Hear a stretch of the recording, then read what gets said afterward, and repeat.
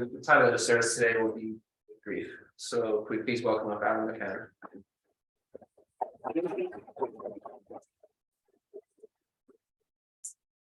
Morning, everybody. As many of you know, obviously at this particular time is a very sad time. We at the beginning of the year we were celebrating the new year, and then we got a very shocking, untimely news of Abby Iverson, very young, second gen, 31 years of age. She only got actually married just there in 2022, and it was quite shocking. She was healthy, she was happy. Yes, she had some physical problems, and it was such a shock for everybody. And so it's really a very, very sad time. And so, we're not today is a Sunday service, so we're not going to be specifically addressing. We'll have the opportunity to celebrate and remember Abby in her Sunwa, which will be on Saturday, and we'll have the opportunity to really, to share and to remember her and to, come together at that particular time. So just today, as a Sunday service, I just wanted to give it maybe a general Sunday service, just in relationship to it. Obviously, dealing with grief is something that's very, very relevant to our community right now. It's really one of the grief has many different situations depending on the circumstances or how close we are, or the unexpected things. One of the hardest things, I was reading an article one time, and the article started off with cancer is a kind way to die. And I was really shocked by that, like cancer is a kind way to die. And I was thinking, like, how can cancer be a kind way to die? That's, And I continued reading the article, and it gave an example of, somebody diagnosed with cancer, and, it's a shock to the family. And then you have time, the family has time to gather, and typically, if it's extremely progressive, obviously, maybe you'd have 6 months, but there's time there. And typically then, you get the diagnosis, you have time to shock, but you have an opportunity to put your life, in order, and your family can gather and you can share, and if there's anything unresolved, you have time to make peace with the situation, and that can be very, very healing. And I suppose that was the point of the article. And when I was reading it, I thought, actually, that really, really makes sense.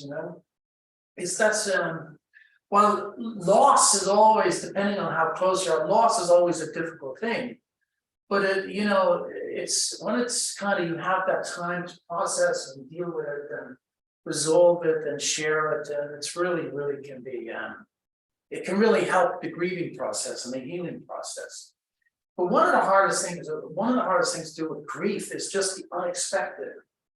The unexpected grief where life is just normal and everything's going on, and suddenly out of the blue, it's like you get this complete shock, and there's no time to process it. There's no time to resolve it, or the whole family gathers and grieves together and shares, and it can be really a very, very kind of difficult thing to do. I remember my aunt in America, Aunt Ida, and she was, herself and her husband, they were elder couple, they had children, they had grandchildren, they lived their full lives, and they were in their early 70s. But then, one morning they wake up and, they have breakfast, and normal day.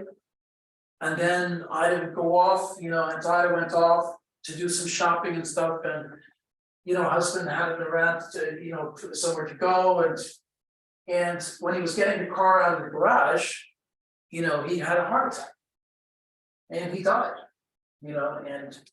and Ida was in shopping, and then she came back, there suddenly in front of her, she's seen her husband lying down. He was in the garage, and he was lying down, and she went to his aid.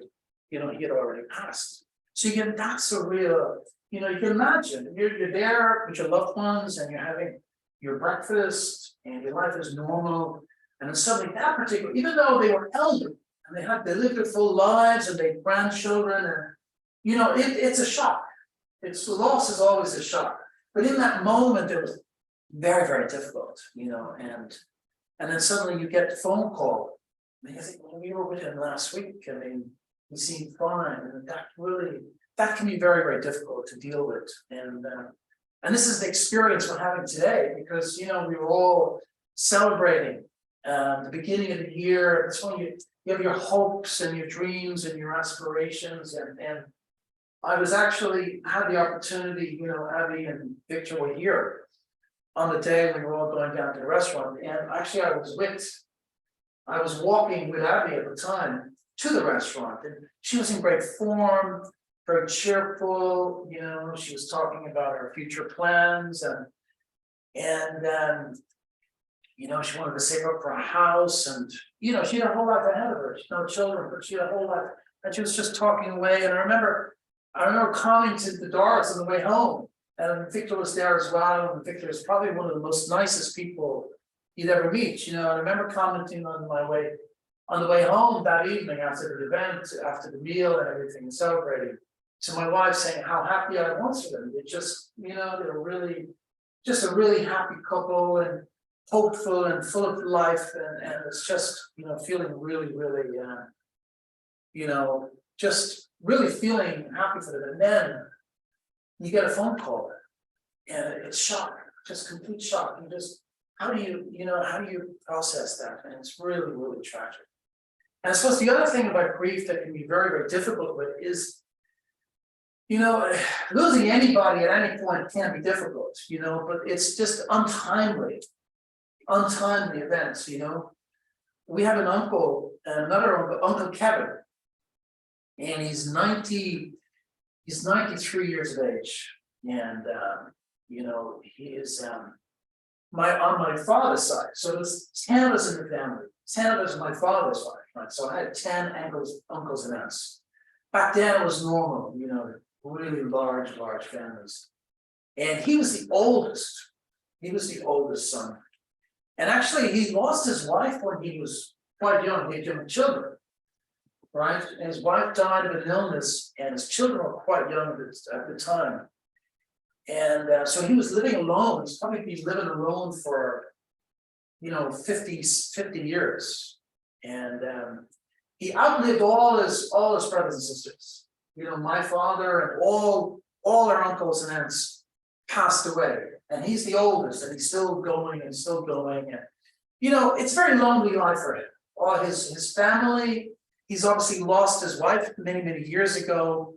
His family, his daughter lives in America, his son lives in Australia. And, the main person that kind of connects with him is actually my mom, who's 82, and she would know, and she kind of easily talk here and there.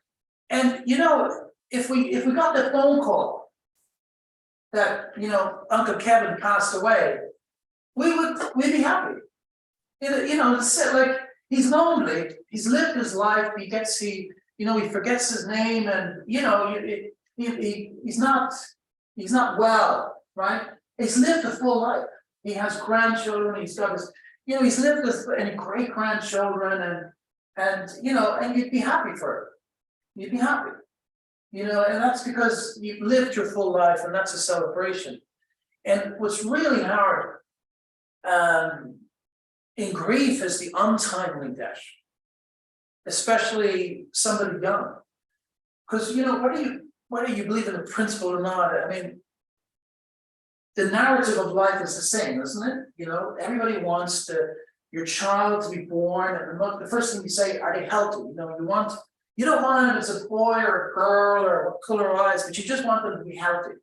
And if you have a newborn and they're healthy in mind and body, and it's a celebration. So you want your child to be healthy in mind and body. You want them to grow up. You want them to be happy. You're hoping that they find their life partner, right? And fall in love. And then you want them to bring bundles of joy into the world And this is the cycle of life. This transcends religion. It's really, it's universal, right? It's biology, right? The reproduction, and you want them to share. And that's the destiny. That's God's destiny for each and every one of us, and that's the whole thing, what we want in life, we want for our loved ones.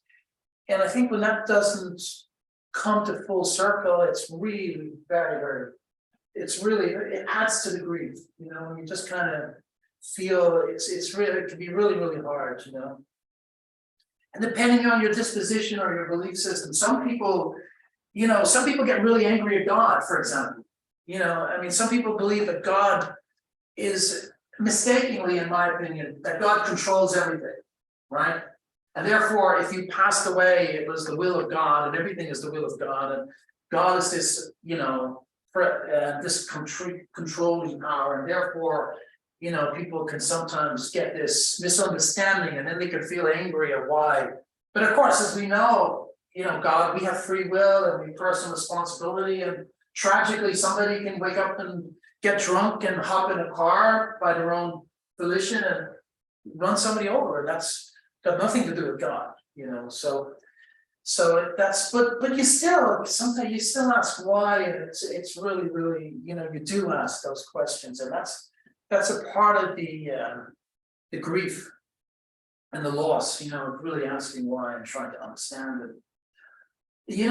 I wouldn't even ask those questions. I wouldn't know the answer to them.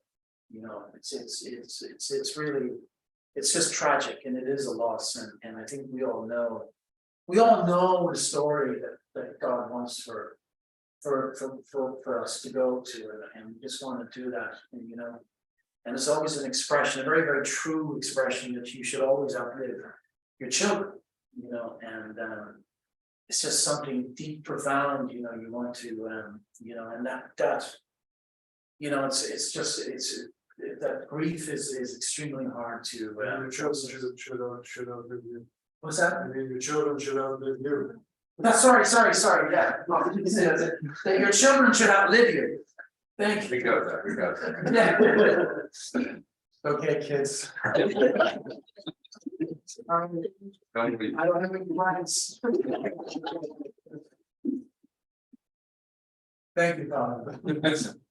But it's just all of these things, the unexpectedness, the shock, the timeless, it's really hard. And it just adds to it, and very, very tragic. I remember as a young man, in my 20s, before I was blessed, just young and single, and I was reading this book, Life After Life, Dr. Moody, and it's one of those books you should read. He was the original person who wrote these books and did the research that kind of started off this whole kind of research, and he coined the term near-death experiences. And he's a medical doctor, but he's also a professor of philosophy, and really incredibly educated. And he didn't believe in, he didn't have any preconceptions, but he had experiences as a medical doctor with people having these near-death experiences. So near-death experiences in life after life is basically when you clinically die, the heart stops beating. And typically it happens in a hospital, not exclusively in a hospital, but you clinically pass away, and you go to the light, and you have these you have an out-of-body experience. And he did a lot of research on this. And what he discovered was there's always that, irrespective of male, female, religious, atheist, it really didn't matter what your religion was. Interestingly enough, when he did these interviews and interviewed and researched these people, no matter what, they all seem to have a very similar, not the exact same, but very similar experience of out-of-body experience.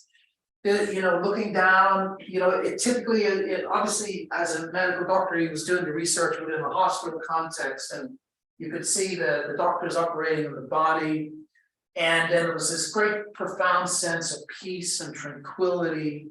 And then you kind of go to the light, and it was always, if you were a Christian, you could see the manifestation of Jesus, or depending on how your viewpoint of the world, you would project it, but the fundamentals, but the process was very, very similar. And, and then you would go to the life, and obviously in these particular ones, he's interviewing them, so suffice to say, the near death, they came back. They came back into their body, and then the heart began to beat, and they got revived, and, they lived to tell the tale. And, I suppose, and I was a young man, and I was reading these books, and I was thinking, and the testimonies were all the same. So typically these are just normal people. They could have broken marriages and all kinds of problems and money problems, just regular people dealing with regular life, And the interesting thing is they all have the lessons that we learn from the fragility of life. They all seem to have the same lesson, right? And it was just a lesson of the importance of love and human relationships. So maybe they were just preoccupied with fighting with people, seeking for power, knowledge, money, ambitions, and whatever. And they all had the same realization, of the importance of love and the meaning of loving relationships. And I remember as a young man reading that book, and I was thinking, some of them want to be older, right? And I was thinking, that's really sad. Maybe they lived this, they would give a person would give a testimony, and they just lived this horrible life, and they would, drank too much and ill health and had a heart attack and near-death experiences, and and then suddenly they realized the purpose and the meaning of life and the value of life. And then I was thinking to myself, man, I was Bibby was a bit angry when I was reading. And I was thinking, man, like seriously, you have to die to have those experiences. Why not realize them when you're young, right? And this is what I would say to all of you when you're young, at the beginning, the early stages of your life, and the lessons we learn from grief and tragedy and passing, is life is so precious, right? And you're young, and you've got your struggles and your challenges in life and everything. And really, if we live our life like we understand the fragility of life, right? And how invaluable and important life is, and how we should make the most of it. And that, personally, from my own experience, I really took that book to heart, and I'm thinking, okay. And I did this exercise, like a meditation exercise, right? And I imagined myself, and I just did it because that was the testimonies I'm thinking, being on an operating table. I was perfectly healthy, but I just did that as if I had a near-death experience, and I had it, and as if I had that experience, right? And what is the lessons to learn from that? As if I come back on it, because I'm a young man, I'm not married, I don't have children, it's I'm the beginning of my journey. What are the lessons and what's important, and obviously love and the purpose and the meaning of life, and living a very, very meaningful life, and taking that on heart. Now we all have different ways of loving, there are different ways, and it depends on your character and personality, and so don't, when we think of it, we just think you come back and then you just walk out on the street and just give everybody a hug. They'll probably run from you and think you're crazy. I mean, I love you, man. I mean, that's, obviously that is, you could do that. You could do that, and they do actually have, remember that there's these things, hugging. Oh yeah. Yeah, and you go, yeah, I mean, it's a bit simplistic, to be honest. Life's a little more complicated than just going around giving everyone a hug. There's not just, it's a good thing, right? We got the Ukrainian war, there's a mass destruction. The Ukrainians are celebrating their victories. I don't see the celebration in it. These are young Russian men sent to their death. Probably most of them don't even want to be there. Where's the celebration? Everyone loses. It's everyone's. The place is being destroyed. It's tragic. It's a loss of life. The pain of a Russian mother is the same as the pain of a Ukrainian mother. It's complicated. I'm not a pacifist. Sometimes, someone like Putin comes to attack your country, arm up and fight, and it's complicated, but it's a tragedy of life, you know? But the idea of really the lessons we can learn, we can take this opportunity, and especially, this is really tragic for our community, because you know, as far as I know, this is the first time we've really lost a second gen within the Irish community, isn't it? You know, and it's really, Well, I'm a visitor here. I have some message for you yes, that I'd like to come there. can you wait? Yeah, Can you wait? I'd And just then, like to share my heart. yes, okay, when we conclude, we'll do an introduction. And then you can share, Yes, please. is that okay? Yes. Thank you, so your name? Marius. Marius. Susan. Susan, welcome. When we conclude, we'll, Just Rachel Solomon, and, you know, his daughter in America, or the child was. that's right, yes. Yes, many years ago, Raymond lost, he's an elder member, many of you wouldn't have known. And tragically, and actually the wife is buried here. That's why when we went fishing that day, I visited the grave. Yeah, In Sutton. yeah. He got a comfort blessing in America, yeah. So it's a lessons, where's the lessons in this? The lessons is your life is precious. Really, you know, make the most of your life, right? And don't take it for granted. And, you know, I love the phrase, be the best version of yourself, you know? And so this is really important. And you know, like I say, it's Saturday, we'll do the Sun one. At that point, we'll focus on Abby and the family, and we'll celebrate her life. But for today, I just wanted to share some words with you, and so we'll conclude. I'll pray. You want to join in? Dear Heavenly Father, we're really deeply grateful that we've come together and gather as a community. We're really deeply shocked and grieving from the completely untimely and shocking news. And, you know, we're really lost for words, and no words can really explain the situation for Abby Iverson and her husband, Victor, and for the whole Iverson family and the Stout family and the whole community. We really want to take this time to put Abby, Victor, and the Iverson and the Stout family and the whole community in our thoughts and prayers, and send them out really wishes of your love and concern. And we really want to take this opportunity to really reflect on how fragile and how valuable life is. I'd like to offer this now, and sacrifice family. Okay, would you like to? Yeah.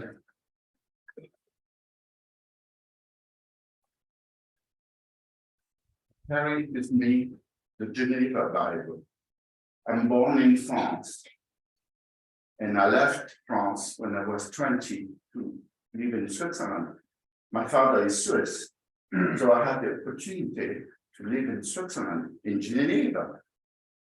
As a Swiss citizen, I joined the unification movement in 1976.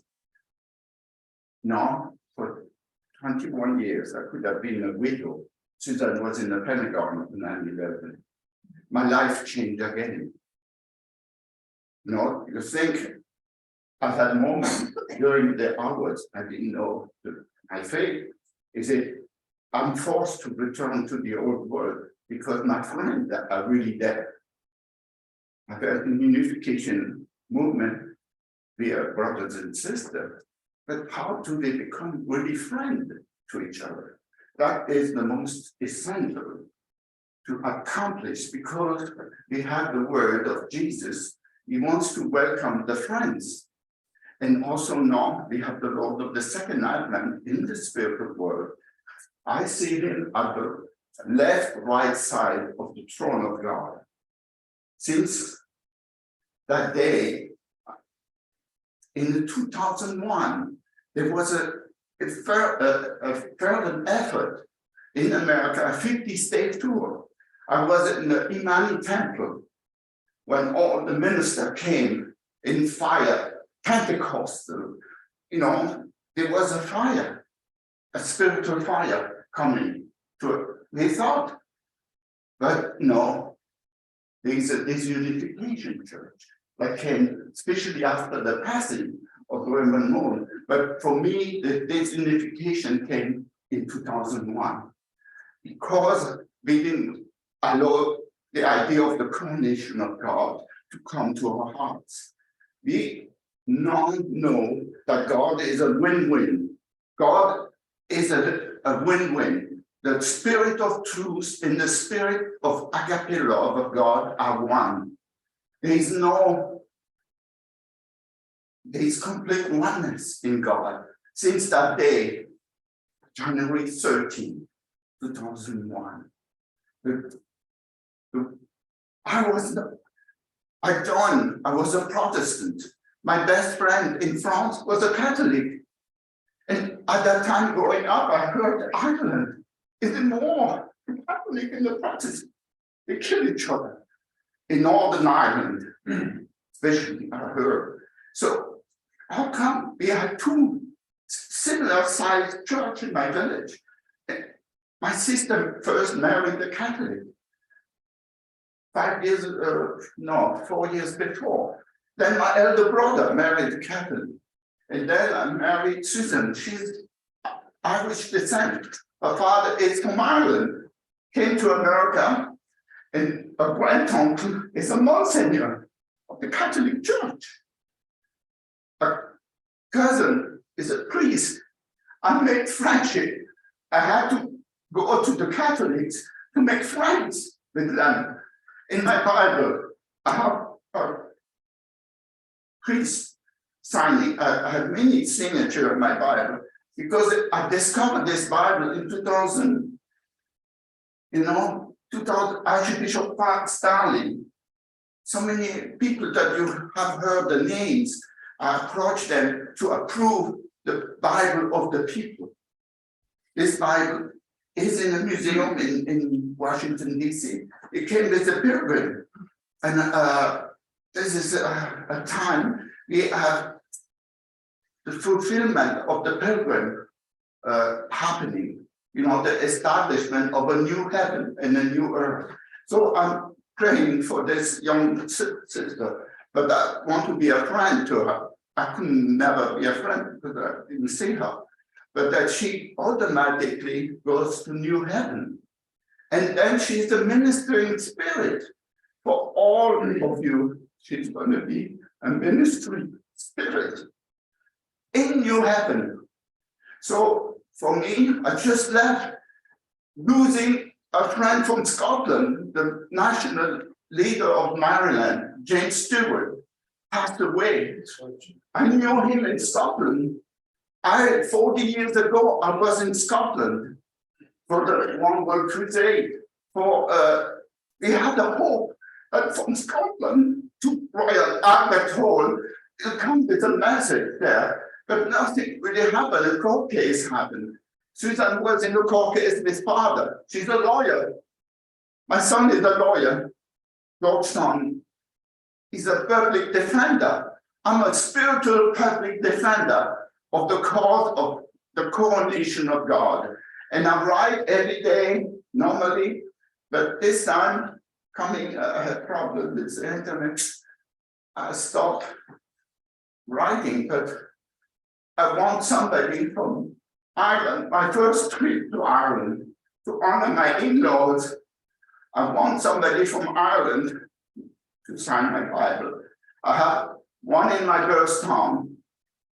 In Europe, it's only one person in France. When I visited my mother, she was saying, I want to go. And my younger brother called me, oh, Mom wants to go. Okay, it was a summer 2016. I come with my son, my wife. We wanted to, Mom, the first thing, oh, I want to go and meet Heavenly Father. The first thing she said, I said, Mom, let's come and pray together. Not in my time, not in her time, but on God's time. That she will be elevated. And for me, she became a prodigal parent, prodigal adult. It's like when I came here, we go to visit the place of Monsignor Maguire, and we arrived in Tara. Then I asked in a shopping place, how far is Northern Ireland? And he said, you are in Northern Ireland. You know, I thought it was for me, the border is Germany. When I grew up, we had to go and show a passport and a guard. You couldn't shop and you have to come back and check what you bought in Germany. You know, there was but here I was in Northern Ireland. That is how people will go if they have somebody on earth praying for them. You know, then there was another brother, Louis Perlman in Philadelphia, just passed away. I got the email, I'm here in Ireland. And I knew that he will pass away. They say he's old, he is in the hospital. But I say, when will he pass away? Will he come with me? He was my friend. I stayed with him in the same bed. We traveled together. You know, he was a friend. And he really, conversation is a message that God is a win-win, that there is no tragedy that his sister, this young person, I lost a brother and a sister. I was 5 years old. My sister was hit by a horse. It was a tragedy. At the end of the year, a young brother was born. And he passed away 4 months later. So my parents went to this tragedy twice, very quickly. But the face of my mother is incredible. She believed, yeah. And then I learned that he had emergency baptism you know, when he was sick. So the emergency baptism. Now this brother in Philadelphia, they asked the emergency prayer, a 40-hour prayer. He is already my friend. He will go to the good place. That is new heaven, where the win-win of God is. So I hope you all pray for this win-win here in Ireland. I'm so grateful to be here. And we're leaving today for Scotland. A friend is waiting for me there. And he's going to come to the airport. Jeff Aller, who was with me for many years in Cincinnati, in Massachusetts, the Pilgrim State. You know, everything is happening. Incredibly, she goes to the house of her father. Because somebody sent with a hammer in his hand. We thought it was somebody going in without it. But they knew each other. She visited here before. And he opened the door, the house, every door we could see where my father-in-law lived. It was sent from heaven. The spiritual world was working. And then in the airplane, in front of her, somebody said, Littman. And then we met her again. And she showed us around and become friends. We were really friends. Well, we are good friends now. I have good friends in Ireland. And somebody is going to come to sign the Bible. Thank you very much.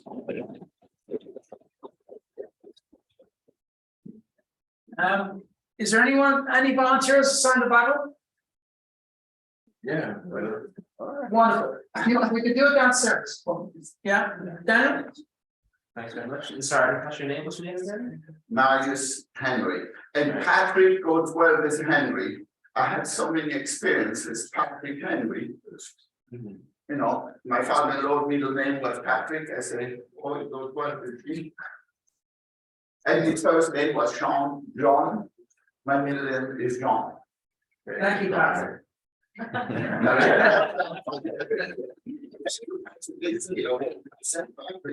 there was no understanding at that time.